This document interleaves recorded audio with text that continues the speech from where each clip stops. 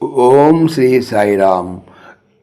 2019 సంవత్సరం సనాతన సారథి అక్టోబర్ నెలలో శ్రీ సత్యసాయి ప్రబోధమాత నుండి మరికొంత భాగం తెలుసుకుందాం. సాయిరామ్.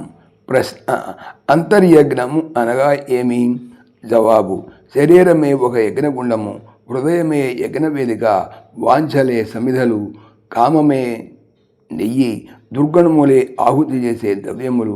యజ్ఞములో పూర్ణాహుతి సమయమున పైకి ఎగసే అగ్నిజ్వాలలో మానవుడు తన దుష్ట ప్రవృత్తులను, ఉద్వేగాలను శోధించి పట్టుకొని అర్పణ చేయాలి. యజ్ఞ యాగాదుల్లో బలి ఇవ్వాల్సింది మూగజీవాలను కాదు. మానవుడు తనలో శేషించి ఉన్న మూర్ఖత్వం అనే గొర్రెను, దొంగ బుద్ధి అనేటువంటి పిల్లిని, చంచలత్వం అనే కోతిని, మదం అనే దున్నపోతును, ఇంకా ఇతర పశు లక్ష్యములను బలి ఇవ్వాలి.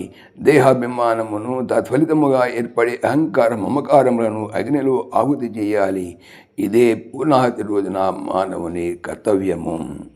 ప్రశ్న: యజ్ఞ సందేశం ఏమిటి? జవాబు: వేదమంత్ర పఠనముతో వివిధ హవిస్సులను అర్పిస్తూ యజ్ఞ పురుషుని ఆహ్వానించుటయే కాదు యజ్ఞం అంటే. సమస్త కర్మలను భగవదర్పితం చేయుటయే యజ్ఞము.